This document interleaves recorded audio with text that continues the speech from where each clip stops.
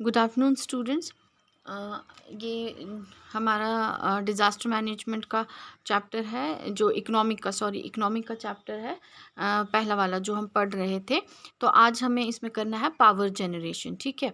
So the state of Jammu and Kashmir has the potential for the generation और production of 20,000 megawatts of power और electricity. तो हमारे जम्मू कश्मीर जो हमारा स्टेट है, इसके पास मतलब 20,000 मेगावाट पावर या बिजली जिसको हम बोलते हैं इलेक्ट्रिसिटी पैदा करने की क्षमता है। ये कैपेबल है इतनी इलेक्ट्रिसिटी पैदा करने के लिए। The Jammu and Kashmir state power development corporation executes and maintains hydro power projects. तो ये जो प्रोजेक्ट्स हैं हाइड्रो पावर प्रोजेक्ट्स, से कौन मेंटेन करता है? जो हमारा पीडीडी डिपार्टमेंट है। ठीक है, power development corporation department. The corporation has 20 hydro electric projects in different parts of Jammu and Kashmir. तो 20 हाइड्रो प्रोजेक्ट्स चल रहे हैं। हाइड्रो मीन्स वाटर, ठीक है, जहाँ पानी से बिजली जनरेट हो रही है। ऐसे 20 प्रोजेक्ट्स चल रहे हैं जम्मू कश्मीर में। Some of the important power projects of the state are the projects in Baglihar project है एक हमारे पास, उड़ी में है, चुनानी में है, दलहस्ती में है और सलाल प्रोजेक्ट है। ठीक है।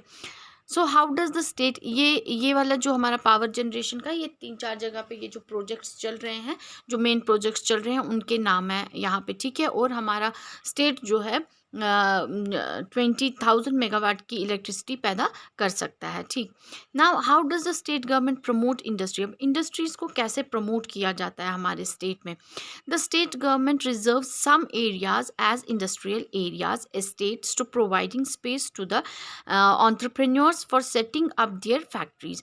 तो यहाँ पे स्टेट गवर्नमेंट ने कुछ एरियाज जो हैं वो रिज़र्व रखे हैं, उनको अलग रख दिया गया है। किसके लिए? इंडस्ट्रीज़ के लिए। ठीक है, ताकि एंटरप्रेन्योर्स जो हैं, जो अपना नया कोई इंडस्ट्री खोलना चाहते हैं, ऐसा कुछ है उनका, तो उनके लिए वो, या कोई फैक्ट्री खोलना चाहते हैं तो वहाँ से वो ज़मीन ले सकते हैं उसके लिए।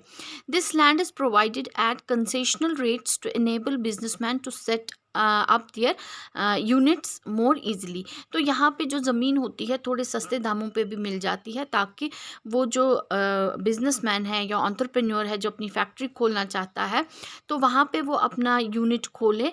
और अब इसे फ़ायदा एक ये भी है कि वो अपना यूनिट खोलेगा, वो अपनी इंडस्ट्री बनाएगा, तो वहाँ उसको लोग तो चाहिए काम करने के लिए। अगर उसने खोली तो 4-8 बंदे तो उसको चाहिए वहाँ पे काम करने के लिए। तो इससे क्या हो रहा है? एम्प्लॉयमेंट जनरेट हो रही है। ठीक है। So now some of these industrial estates are, कुछ जो इंडस्ट्रियल एस्टेट्स हैं कौन कौन से हैं? बागे अली मर्दान खान, रंगरेट, खनमू, एक जो खनमू में है हमारा इंडस्ट्रियल पूरा एक एरिया, बारामूला, अनंतनाग इन कश्मीर डिवीज़न। और ये अनंतनाग में है, बारामूला में है, ये कश्मीर डिवीज़न के। ठीक है, ये सारे एरिया जो हैं इनमें क्या है? हमारे इंडस्ट्रियल एरियाज़ है। बड़ी ब्राह्मणा, सांबा एंड कठुआ इन जम्मू। और जम्मू डिवीज़न में बड़ी ब्राह्मणा है, सांबा है और कठुआ है, जहाँ पे कि ये हम जिसको इंडस्ट्रियल एरिया बोलते हैं। Leh, Khurbathang in Ladakh division. और लेह में है खुरबतंगा एरिया। ठीक है, जो इंडस्ट्रियल एरिया है। Besides above locations, government has made efforts to see that every district has such industrial estate. और ये भी गवर्नमेंट देखता है कि हर एक, वो एफर्ट्स करता है कि हर एक डिस्ट्रिक्ट में कम से कम ऐसे इंडस्ट्रियल एस्टेट्स मौजूद हों। ठीक है। So products produced in different industrial estates and the companies. तो अलग अलग जो हमारे इंडस्ट्रियल एस्टेट्स हैं, जहाँ पे ये फैक्ट्रीज़ हैं, तो वहाँ पे क्या क्या पैदावार होती है, क्या क्या मैन्युफैक्चर होता है। इंडस्ट्रियल एस्टेट और प्रोडक्ट्स प्रोड्यूस्ड क्या है? खनमू में package drinking water, agro products हो गए। रंगरेट में electric blankets, warehousing. Bagh Ali Mardan joinery mills है। ठीक है। बड़ी ब्राह्मणा में फ्लेक्स पैकेजिंग है, फार्मास्यूटिकल है, दवाई वगैरह की है। बर्जर पेंट्स की है। रैकेट बेनेक्स्टर की है, जो अगेन एक मेडिकल कंपनी है। ठीक है। कठुआ में consumable like biscuits, sanitary items, textile वगैरह हो गए। ठीक है। तो ये सारे एरियाज़ जो हैं इनमें कोई ना कोई इंडस्ट्री लगी हुई है और जहाँ से कि प्रोडक्ट्स मैन्युफैक्चर हो रहे हैं और वहाँ से वो प्रोडक्ट मार्केट में आते हैं और मार्केट से कहाँ जाते हैं, कस्टमर के पास जाते हैं, ठीक है। So the information provided in the box is only indicative and many other products are produced at different industrial estates across Jammu and Kashmir. तो ये जो बॉक्स में है खाली इतना ही नहीं बनता है, ये तो एक आइडिया दिया है कि मतलब ये चीज़ें हमारी इंडस्ट्रीज़ में बनती हैं, मैन्युफैक्चर हो रही हैं, लेकिन इससे कहीं ज़्यादा वहाँ पे जो है मैन्युफैक्चर प्रोडक्ट्स होते हैं, ठीक है। So the tertiary, third is the tertiary sector is the sector which provide support to the primary and secondary sector. देखिए अभी तक हमने प्राइमरी सेक्टर के बारे में पढ़ा, सेकेंडरी सेक्टर के बारे में पढ़ा और अब हम थर्ड सेक्टर पे आगे जो है कि टर्शरी सेक्टर। और टर्शरी सेक्टर जो है वो दोनों ही सेक्टर्स को, प्राइमरी सेक्टर को और सेकेंडरी सेक्टर को सपोर्ट प्रोवाइड करता है। सो services are those outcomes of economic processes which cannot be touched physically but can be felt. Thus it is a non-material equivalent of a good. Examples of services include movies, TV programs, services rendered by a barber etc. तो ये ऐसी services हैं जो हम ऐसे physically मतलब जो हम जिसको टच नहीं कर सकते लेकिन फील कर सकते हैं। जैसे टीवी है हमारे पास, तो जब तक उसमें प्रोग्राम्स नहीं आएंगे तो वो मतलब टीवी होने का कोई फ़ायदा ही नहीं है हमारे लिए, ठीक है। या जो सर्विसेज हमारे जो बार्बर, बूचर वगैरह, ये जो कॉबलर, ये सर्विसेज देते हैं वो इसी में आते हैं, ठीक है। Now economic importance of tertiary sector. Tertiary sector की जो ये हमारा तीसरा सेक्टर है, इसकी क्या इकोनॉमिक इम्पोर्टेंस है। As economies develop the tertiary sector becomes increasingly important as with rising incomes people avail more and more services. तो टर्शरी सेक्टर में क्या आता है, ज़्यादा सर्विसेज आती हैं, ठीक है। तो जब इकनॉमी जो है वो डेवलप हो जाती है, लोगों के पास पैसा आता है, तो वो ज़्यादा से ज़्यादा सर्विसेज अवेल करने की कोशिश करते हैं, ठीक है। सर्विसेज मतलब अपनी सहूलियत के हिसाब से, अपने आप को आराम देने के हिसाब से। अब कोई गरीब होगा, वो अपने घर का काम भी खुद करेगा, बाज़ार भी खुद जाएगा, घर की साफ़ सफाई भी खुद ही करेगा, ठीक है।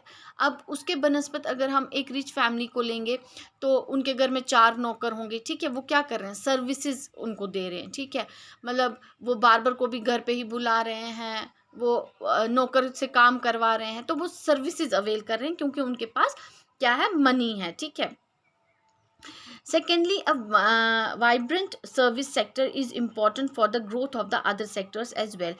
Credit, loans and other forms of finance which constitute services are vital for the growth of businesses. अब बिजनेस वगैरह के लिए एक और चीज़ की बहुत ज़रूरत रहती है, जैसे लोन्स वगैरह की ज़रूरत रहती है, ठीक है। तो वो इम्पॉर्टेंट है। तो वो कहाँ से हमको लोन्स कहाँ से मिलते हैं, बैंक से लोन मिलते हैं, ठीक है। So technology firms can help manufacturing to become more productive. The tertiary sector, which is also called service sector, involves banking, insurance, warehousing, post and telegraph, hospitality and tourism, health etc. तो tertiary sector में क्या क्या include होता है, एक तो banking होती है जो लोन वगैरह देते हैं, इंश्योरेंस अपने चीज़ का किसी का इंश्योरेंस करते हैं कि अगर कोई आग लग गई या खुदा न खास्ता सैलाब में खराबी आ गई या चोरी हो गई, तो उसके लिए इंश्योरेंस किया जाता है, ठीक है, ताकि बैंक या इंश्योरेंस कंपनीज वो उस नुकसान की भरपाई कर सकते हैं। वेयर हाउसिंग, जहाँ पे जो कि प्रोडक्ट आता है और उसको हम डंप करके रख सकते हैं, ठीक। पोस्ट एंड टेलीग्राफ, जो हमारी चिट्ठियाँ आती हैं, हमारी लेटर्स आती हैं ऑफिस से, या अब आजकल तो इतना ट्रेंड नहीं है लेटर लिखने का या कार्ड्स भेजने का, पहले बहुत होता था। तो ये पोस्ट एंड टेलीग्राफ अभी भी उतना ही इम्पोर्टेंट है जितना पहले था। हॉस्पिटैलिटी एंड टूरिज़्म सेक्टर इसमें बहुत ही ये आता है टर्शरी में इम्पॉर्टेंट, कि मतलब टूरिस्ट लोग आते हैं, उनके साथ कैसे सलूक करना है, कैसा व्यवहार करना है, ताकि वो ज़्यादा से ज़्यादा टूरिस्ट यहाँ पे आए, उनकी खातिरदारी, मेहमान नवाजी कैसे करें कि और ज़्यादा टूरिस्ट आए हमारे यहाँ पे। एंड हेल्थ एंड एट्सेट्रा, ठीक है। Now tourism as a service sector in Jammu and Kashmir. अब जो ये टूरिज़्म है, एक ऐसा सेक्टर है हमारे जम्मू कश्मीर का जो कि बहुत ही पोटेंट सेक्टर है। मतलब इस टूरिज़्म के साथ बहुत सारे फील्ड्स जुड़े हुए होते हैं कि जिनको कि मतलब पैसा कमाने का ज़रिया मिलता है। आप बोलो कैसे? देखो, अब जब टूरिस्ट आता है तो उसको गाड़ी भी लेनी है जो उसको घुमाएगी वहाँ से, ठीक है। फिर उसको खाना भी खाना है, फिर उसको होटल में भी रहना है, ठीक है। फिर उसको कोई गाइड भी चाहिए, फिर उसको शॉपिंग भी करनी है, ठीक। तो मतलब ये 5-6 चीज़ें तो डायरेक्टली उसके साथ लिंक होती है जिनको कि बहुत ही इकोनॉमिकली फ़ायदा होता है, ठीक। Tourism industry has always proved to be a huge source of income and employment to the residents of the state. तो टूरिज्म इंडस्ट्री जो है वो हर एक स्टेट में एक पोटेंट फील्ड है जो कि इकोनॉमिक जो है इकोनॉमी उसकी हमेशा बढ़ती ही रहती है, ठीक है। और वो पोटेंट है कि वो ज़्यादा से ज़्यादा एम्प्लॉयमेंट जनरेट कर सके। Tourism is spread out in all parts of the state in different forms, whether it is destination tourism, whether tourist are attracted to the natural beauty of the state, or pilgrimage tourism where tourists visit holy places like temples or shrines, shrines। तो ये अब कुछ tourist जो होते हैं आते हैं घूमने फिरने के लिए, मतलब वो जाएंगे डेस्टिनेशन प्लेस पे, गुलमर्ग चले जाएंगे, पहलगाम जाएंगे, सोनमर्ग जाएंगे, ठीक है। तो डेस्टिनेशन, अब कुछ टूरिस्ट होते हैं जो कि अपनी पिलग्रिमेज अपनी यात्रा करने के लिए आते हैं। कुछ आते हैं पर्टिकुलरली हजरत बल श्राइन को देखने के लिए, कुछ आते हैं अमरनाथ जी की गुफा में दर्शन करने के लिए, कुछ आते हैं वैष्णो देवी माता जी की गुफा में दर्शन करने के लिए। तो वो भी तो एक ये मतलब टूरिस्ट ही आ रहे हैं, तो उनके साथ भी जो है उनके आने से भी जो है इस डिपार्टमेंट का टूरिज्म के साथ जो भी रिलेटेड है उनका इकोनॉमी ग्रो करता है, ठीक है। So Jammu and Kashmir state attracts tourist throughout the year in summer as well as in winter. और जम्मू कश्मीर हमारा जो स्टेट है वो थ्रू आउट ईयर मतलब साल के 12 महीने जो है टूरिस्ट को अट्रैक्ट करता है। विंटर्स में जहाँ हम यहाँ रहते हैं, विंटर्स में बर्फ़ होती है और हम अपने घरों में बंद हो जाते हैं कि ठंड है, बाहर बर्फ़ गिरी है, बाहर नहीं निकलना है। लेकिन टूरिस्ट लोग पैसा खर्च करके आते हैं, 10-10 हज़ार की टिकट लेके आते हैं, 15-15 हज़ार की टिकट लेके आते हैं, यहाँ पे पैसा खर्च करते हैं सिर्फ उस बर्फ़ को देखने के लिए, उस बर्फ़ को एंजॉय करने के लिए। तो वो मुफ्त में तो नहीं आ रहे, यहाँ पे मुफ्त में नहीं रहते, तो पैसा निकलता है, ठीक है। जब पैसा आएगा तो मिलता किसको है? जो इस फील्ड के साथ डायरेक्टली इन्वॉल्व में होगा, ठीक है। सो हमारे यहाँ पे जो है पूरे साल जो है टूरिस्ट का आना जाना लगा रहता है। ऐसा नहीं है कि मतलब ये 3 महीने या 4 महीने ही है जहाँ जबकि टूरिस्ट आ सकता है।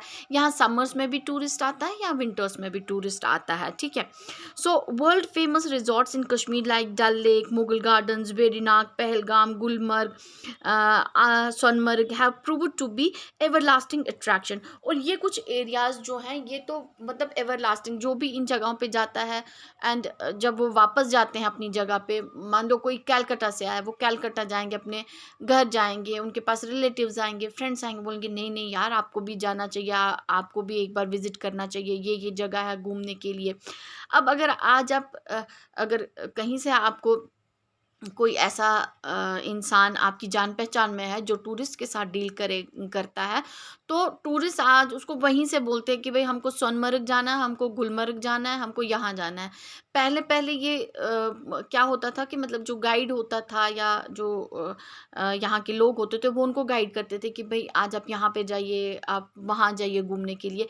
लेकिन अब ये डेस्टिनेशंस इतनी फेमस हो चुकी हैं कि वहीं से बोलते हैं हमको 2 दिन गुलमर्ग जाना है, 2 दिन सोनमर्ग जाना है, 1 दिन इधर जाना है, 1 दिन लोकल में घूमना है, मुगल गार्डन्स में घूमना है, ठीक है। तो कहना ये है कि ये टूरिज़्म जो हमारा फ़ील्ड है एक बहुत ही अच्छा फ़ील्ड है और यहाँ पे बहुत सारे लोग एडजस्ट हो सकते हैं। अगर वो कोई गाड़ी चलाना चाहे टूरिस्ट के साथ तो वो कर सकता है, गाइड बन सकता है, ठीक है। होटल खोलना चाहे वो भी कर सकता है। तो कई सारे ऑप्शंस यहाँ पे खुले हुए हैं।